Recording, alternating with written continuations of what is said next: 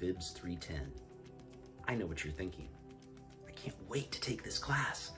I've been waiting since my freshman year. In fact, seeing VIBS 310 on the curriculum is what cinched my decision to become a biomedical sciences major in the first place, right? No, of course not. This is a hoop that you have to jump through. I get that. It's a box that you have to tick off in order to get on with the career that you've been dreaming of probably since you were a kid. And that's okay. And I also understand that most of you would probably rather get a root canal without anesthetic than learn about syntax and grammar. And I've got some good news for you. That's not what this class is about at all. Well, okay, a little bit, but a really small portion of this class is going to be dedicated to those topics that you're dreading and that you've been fearing this course is about. What this course is really about is how we know what we know.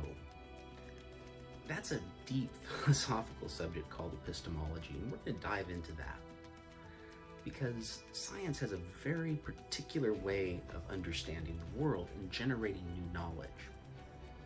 Now, you've been spending a lot of time over the past however many years, from your freshman year to today, you've been immersed in science, right?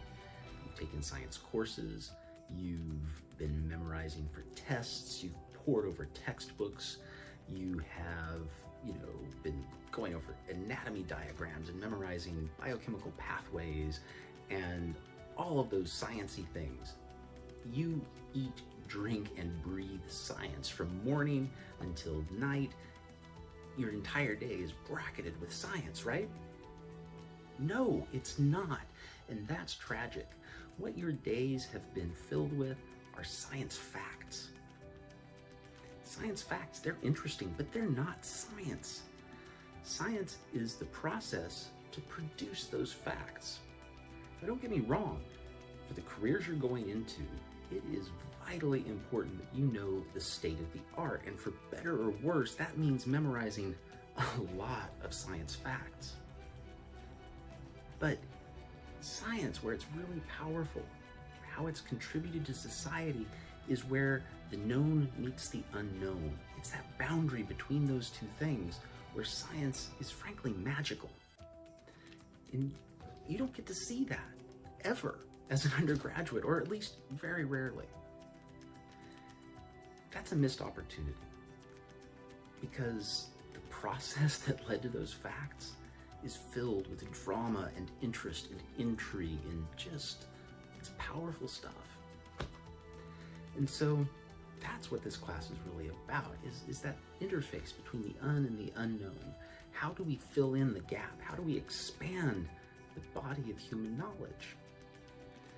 By the end of this semester, you are going to be asking questions nobody else has ever asked before.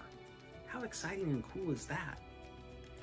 Granted, it's a lot of work, and it's going to be a tremendous challenge, but don't be put off by that. Everything in this course is designed to help get you to that point. Why this focus on epistemology? Why this focus on how science creates new knowledge? For a couple of reasons.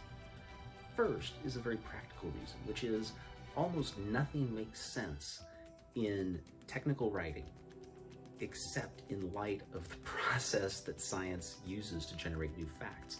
So many of the constraints faced by scientists also constrain the way they communicate. So many of the conventions are just dependent upon how we know what we know and how much we know and how much information bombards scientists on a daily basis. So you really need to understand that process in order to understand the structure. Secondly, again, most of you are moving into careers where you're going to be having to make important decisions in patient care based on scientific understanding. But that scientific understanding is a constantly shifting landscape.